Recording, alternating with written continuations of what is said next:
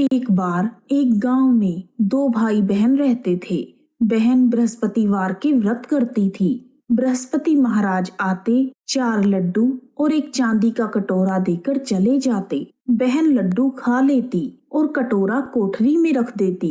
एक दिन उसकी भाभी ने कोठरी खोली तो देखा वहां पर कटोरों की जगमग हो रही है। फिर उसने पड़ोसन से कहा, पता नहीं मेरी ननद इतने कटोरे कहाँ से लाई। तब पड़ोसन ने कहा, अपने आदमी से कहना। इस पर भाभी बोली, मेरा आदमी मेरी बात नहीं सुनेगा। फिर पड़ोसन ने कहा, दाल का चमचा भात में और भात का चमचा दाल में दे देना। उसने पड़ोसन की बात मान ली और वैसा ही किया। उसकी इस हरकत पर उसका पति बोला, पागल हो रही हो क्या? यह क्या कर रही हो? तब भाभी बोली, पागल मैं नहीं हो रही, पागल तो तुम्हारी बहन हो गई है। पता नहीं कहाँ से इतने चांदी के कटोरे लाती है। पूरी कोठरी चांदी के कटोरों से भरी पड़ी है। तुम इसे घर से निकाल दो। अगले दिन भाई अपनी बहन से बोला, जीजी आज हम मामा के घर चलेंगे।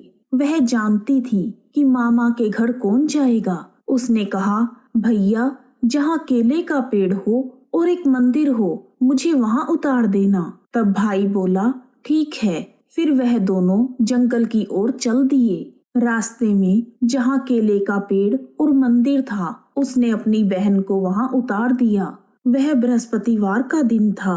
लड़की ने केले की पूजा करी और कहानी कही। बृहस्पति महाराज आए, 4 लड्डू और एक चांदी का कटोरा देकर जाने लगे। उसका भाई पेड़ के पीछे छिपकर यह सब देख रहा था। उसने बृहस्पति महाराज के पैर पकड़ लिए। तब बृहस्पति महाराज बोले, पापी मेरे पैर छोड़, तू कंवारी कन्या को कलंक लगाता है। यह तो सत के व्रत करती है, मैं ही इसे देकर जाता हूँ। तुम भूल कर भी इसका पीछा मत करना। फिर वह अपनी बहन को लेकर घर आ गया। उसकी भाभी दरवाजे पर खड़ी थी। वह बोली, तुम तो इसे वापस लेकर आ गए।